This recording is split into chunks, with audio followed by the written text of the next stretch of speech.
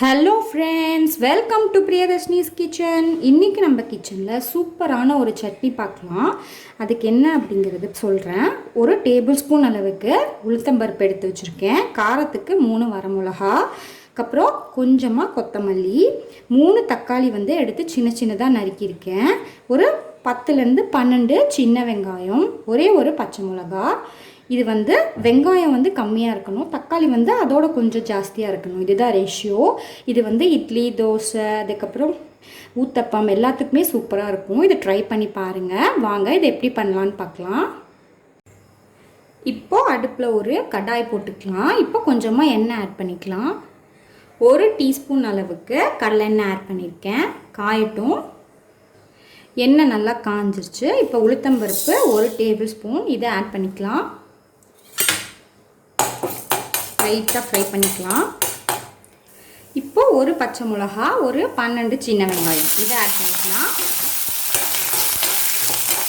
லைட்டாக பொன்னிறம் ஆகிற வரைக்கும் வறுத்து எடுத்துக்கலாம். இப்போது 3 காஞ்ச மிளகா ஆட் பண்ணுறேன். காரத்துக்கு தகுந்த மாதிரி நீங்கள் ஆட் பண்ணிக்கோங்க.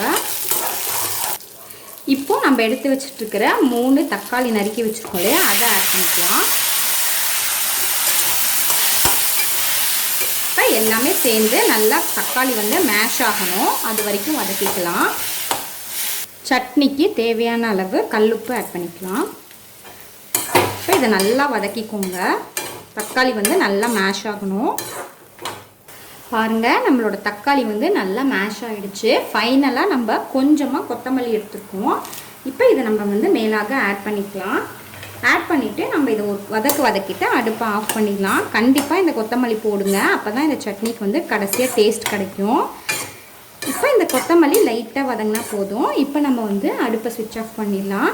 இப்போ இது நல்லா ஆறட்டும். ஆறினதுக்கப்புறம் நம்ம எப்படி அரைச்சிட்டு தாளிக்கிறதுன்னு பார்க்கலாம்.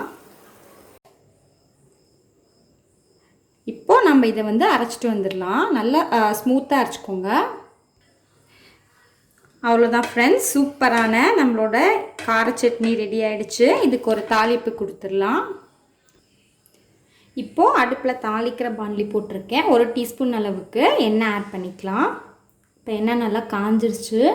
1 டீஸ்பூன் அளவுக்கு கடுகு நல்லா பொரியட்டும்.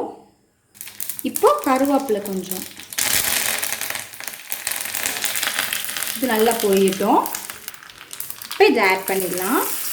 அவ்வளோதான் ஃப்ரெண்ட்ஸ், சூப்பரான சட்னி ரெடி ஆகிடுச்சு. இது கண்டிப்பாக ட்ரை பண்ணி பாருங்கள். பார்த்துட்டு உங்களோட கமெண்ட்ஸை ஷேர் பண்ணுங்கள். தேங்க்யூ.